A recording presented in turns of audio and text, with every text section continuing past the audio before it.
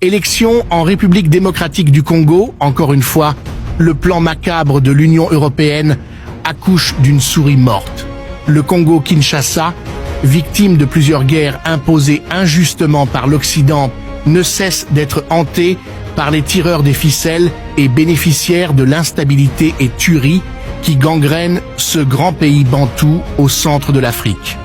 Récemment, nous avons tiré la sonnette sur un plan de trucage des résultats de l'élection présidentielle de décembre prochain à travers une mission d'observation financée par l'Union européenne au profit de leurs candidats à cette élection.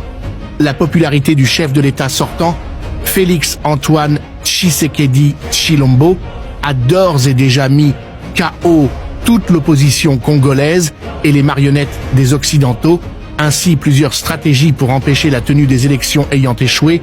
Le plan des ennemis du Congo a changé.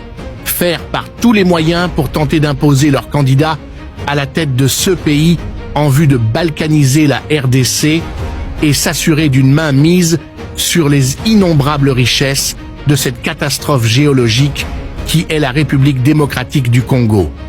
Les Européens avaient déjà prévu de passer par l'occasion qui leur avait été offerte, celle d'observateurs pour déployer des matériels de communication par satellite et autres, pour non seulement transmettre à leur base des pseudo-résultats, mais aussi tenter de créer une guerre civile.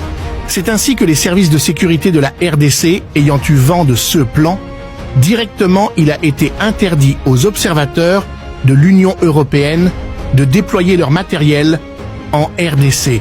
Ainsi, pour tenter de mettre la pression sur les autorités congolaises, ils ont déclaré avoir annulé leur mission d'observation.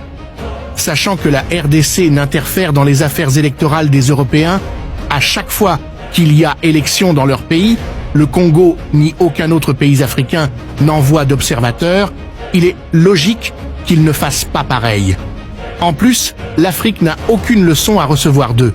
Leur présence ou absence n'apporte rien à la crédibilité de nos élections, d'autant plus que nous savons ce pourquoi ils tiennent à apporter leur machin au Congo. C'est pour créer le vide institutionnel et continuer à profiter des ressources de ces pays. Congolais, ouvrez les yeux, Félix Antoine Tshisekedi Tshilombo est le seul candidat crédible que vous avez.